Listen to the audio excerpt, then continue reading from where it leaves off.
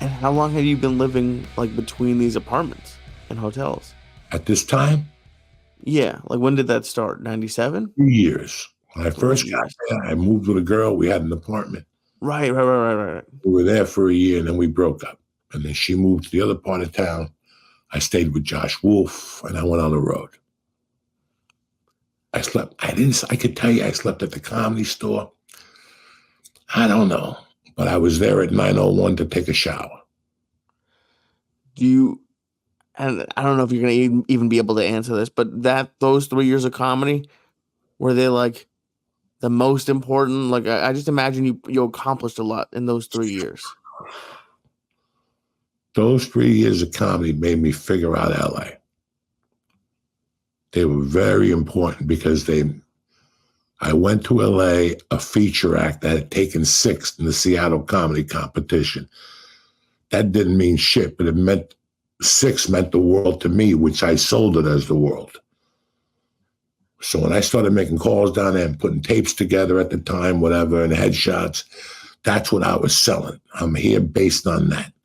I had a couple comic friends, so they helped me out in this, Doug, there was a ton of them that worded up for me at the Improv, at the Laugh Factory. I'd gone to LA once to do a showcase for the Latino Laugh Factory, and I met Marilyn Martinez and Gabriel, the other one, Gilbert Esquivel, who was always one of my fucking angels in my corner, him and Rudy and those guys. So it was finding myself. Ralphie May, living in an apartment, sleeping on his floor. But guess what? We got there at 2:15 and we drank Bloody Marys and joked around and we lit Ralphie's hair on fire and shit. But regardless of who was there was always a notebook out. Really? There was always 3 notebooks out. Okay? And let me tell you something else that people seem to forget. In those walls, where was he, Jay Moore, and Jay Moore's partner, good kid, his name slips my mind, created Last Comic Standing, and the Jay Moore sports show before that, in that Ralphie May apartment. So I don't give a fuck what anybody tells you. I'll get Jay Moore on one of these podcasts, and he'll tell you, in that Ralphie kitchen is where they created More Sports. And from there, in that kitchen, smoking dope, whatever they were doing, drinking the fucking water I would put in the vodka bottle, they would fucking, that's where they Last Comic Standing. You check your fucking historians on that, my friend. That's a crazy, sacrifice for 3 years. For who? Look, maybe not, but to me, to not have an apartment, to not have it forced your hand. Guess what? If I know I'm going to do an 8-ball Tuesday and I'm running out of money on Thursday, guess what I'm doing all day today? What? I'm booking a Thursday somewhere. I don't care if I got to roller skate to the gate. I'm making calls. And guess what? Thursday becomes a Friday. And then the guy from fucking Sacramento calls you and says, bro, I got a Saturday in a theater. It only pays $500. $500, that's another week at fucking the hotel. And there you go. You just survived another week in 3 days. There was always planning the weekend. And, do I want to do this? Well, guess what? I'm going to be out of town anyway.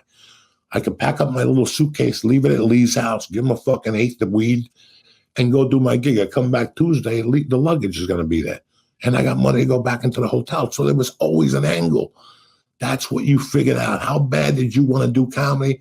And how good did you want to get at comedy? That was part of the fucking angle. Yeah, and it's awesome. And it's cool. That's crazy to think now that you're fucking... Do you feel like you're back at that level? Obviously, I know you're better, but because you're kind of starting over, a little bit from scratch? I'm at no level right now. I'm not having any expectations. I'm doing 15 minutes, and that's holding my breath and fucking slowing down my material. I'm old man jiu-jitsu. I'm piling myself on top of you so I can breathe a little bit better. But that's I still remember the first of the month, being like on Wednesday. Okay. And you coming to me on like Sunday saying to me, hey man, next Friday, I need one of those 8 balls for $250. Now, I already had the weekend booked on Thursday, Friday, Saturday. I was driving to fucking some hell gig in, I'll never forget where I was going. Like Arizona. I had a casino. You did comedy under a tent. I didn't want to ever remember it. You know what I'm saying? I think somebody gave me a Rohypnol when I was there. Because all I remember is going there and coming back. But in all seriousness, on fucking Wednesday, I would call you up and go, look, that 8 ball you want, they want fucking 2 1/4 today. Drop the money off. You drop the money off, I tell you I'm going to call you that night. I pay the rent and I leave town. And I fucking go to the club, get an advance, bring the money back. I call him Sunday and go, did you get my text? Did you get my message? No, I didn't. What are you talking about? Dog, the 8 ball's been sitting here. I left it for you in the apartment. Come over and get it. And he would go, oh my God, I thought you beat me. No, I had to go up to fucking.